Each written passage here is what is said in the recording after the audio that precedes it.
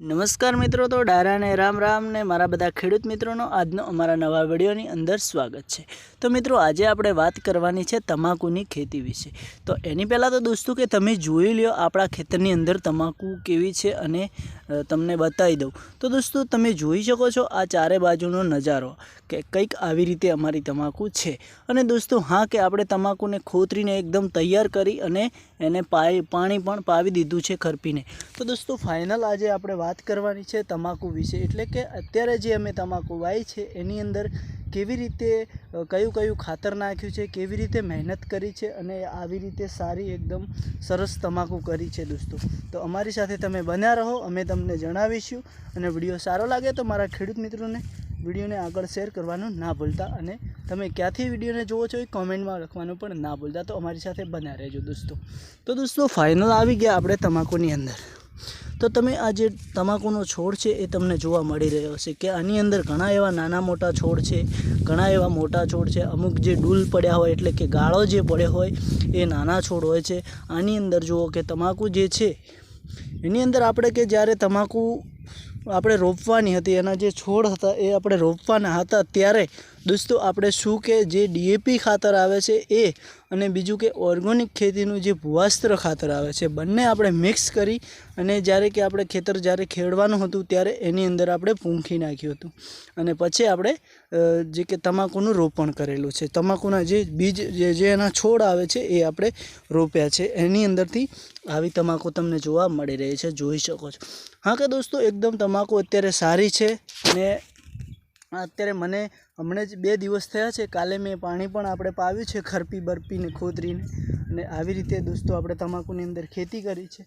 અને જ્યારે કે આપણે પાણી પાવાનું જ હતું, જ્યારે અત્યારે તમાકુની પાળીઓ બાંધી તૈયાર કરીને જ્યારે આપણે પાણી પાવ્યું છે ત્યારે મિત્રો આપણે આની અંદર 2 થેલીથી પણ વધારે યુરિયા નાખ્યું છે અને પછી આપણે આને પાણી પાવ્યું છે। તો ચાલો હું તમને એ બતાવી દઉં છું। તો જોઈ લો દોસ્તો આ તમાકુના કેવા છોડ છે એના નજારા, અને તમે જોઈ શકો છો કે ખેતર આપણે એકદમ સરસ ચોખ્ખું કરી નાખ્યું છે। કોઈ પણ જાતનું ખોળ એની અંદર જોવા તમને નથી મળતું હોય, કારણ કે આપણે ખોળ રાખ્યું નથી ને એકદમ બધા ડોકા સરસ કરી દીધા છે ખુલ્લે આમ। તો ચાલો હું તમને બતાવી દઉં ઓળે કે એની અંદર કંઈક એવા નાના છોડ તો હશે જ ક્યાંક, કારણ કે આખા ખેતરની અંદર આપણે ચોખ્ખું કરેલું છે, જોઈ શકો છો મિત્રો। તો આવી રીતે દોસ્તો આપણે તમાકુની ખેતી કરી છે। તમે કઈ રીતે ખેતી કરો છો, તમે કેવી રીતે તમાકુનું ઉત્પાદન લ્યો છો અને તમાકુમાં મારા બધા ખેડૂત મિત્રોને કેવો ફાયદો થાય છે, કેવી આવક મળે છે એ અમને જણાવવાનું ના ભૂલતા દોસ્તો। તો દોસ્તો આજે આપણે ફાઇનલ પહોંચવાનું છે આગળ, એટલે કે અમારા જે આ તમાકુની જે ખેતી કરેલી છે અજયભાઈએ, એમની સાથે આપણે વાત કરવાની છે અને અજયભાઈ જોડે આપણે મુલાકાત લેવાની છે કે અજયભાઈ જે આ તમાકુની તમે ખેતી કરી છે એ કેવી રીતે કરો છો અને શું કરો છો એ વિશે આજે આપણે ચર્ચા કરીશું। તો આ જે તમાકુના છોડ અને આ તમાકુ તમને જોવા મળે છે એ અજયભાઈના ખેતરમાં છે મિત્રો। તમે જોઈ શકો છો કે આ છોડ પણ કેટલો એકદમ થડની અંદરથી જ એને પત્તા ફૂટેલા છે, જોઈ શકો છો। તો આવી રીતે દોસ્તો તમાકુ ઘણી ફાયદામંદ થતું હોય છે। અત્યારે ઘણા મોટા ભાગે ખેડૂત મિત્રો તમાકુની જ ખેતી કરતા હોય છે, જે કે આવી રીતે કંઈક મહેનત મજૂરી કરતા હોય છે। અને ઘણા બધા એવા ખેડૂત હોય છે કે તમાકુની ખેતીમાં લોસ પણ આવતો હોય છે અને નુકસાન પણ પડતું હોય છે। તો ચાલો હવે આપણે અજયભાઈને મળીએ અને અજયભાઈ શું કહેવા માગે છે એ વિશે આપણે આગળ ચર્ચા કરીશું।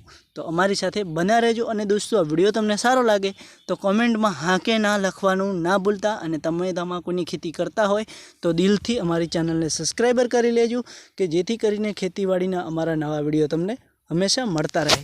તો ચાલો મિત્રો આપણે આજે અજયભાઈની મુલાકાત માટે જઈશું, તો અમારી સાથે બન્યા રહેજો। જય માતાજી દોસ્તો।